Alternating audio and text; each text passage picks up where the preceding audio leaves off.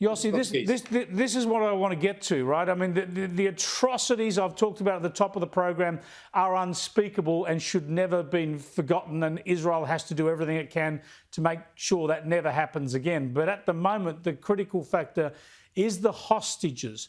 It's wonderful to see some hostages freed, but we need all of them freed immediately. Tell us about the strategic game being played here, the propaganda game being played here by Hamas, because they're obviously freeing small numbers of hostages to try and help make themselves look like reasonable operators while they work to turn, successfully in many cases, turn public opinion against Israel. Yes, this is the cheap manipulation that I'm talking about. And we should not follow this track. We are determined to release the prisoners, all of them, not one by one. And we demand that they do that. First of all, the civilians that were not supposed to be taken hostage, and many of them are children of really young age. Some of them are toddlers. It's unbelievable that they still keep them. And we have to remember that first and foremost. And secondly, all this idea of taking hostages is unacceptable. And the way to handle it is not to wait for Hamas to release them, but to act forcefully in order to make it clear to Hamas that if they want to stay alive, they would rather protect those hostages and make sure that they still able to release them on time before we finish the job here and get rid of Hamas in Gaza.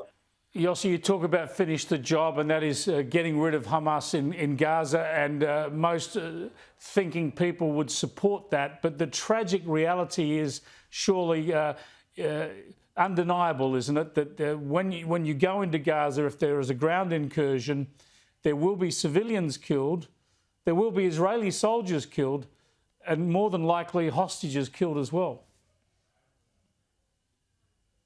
All of these eventualities can happen, of course. We realize that it's not going to be a walk in the park. It's going to be costly, especially for our soldiers. That's what we are worried about most, and it might endanger the hostages. That's also true. And we are fully aware that the Palestinians living in Gaza are also going to be in harm's way. And we ask them to leave. We asked them again and again for 2 weeks now. We are asking them to leave. Many of them did. Many of them are still staying there because Hamas doesn't allow them to leave.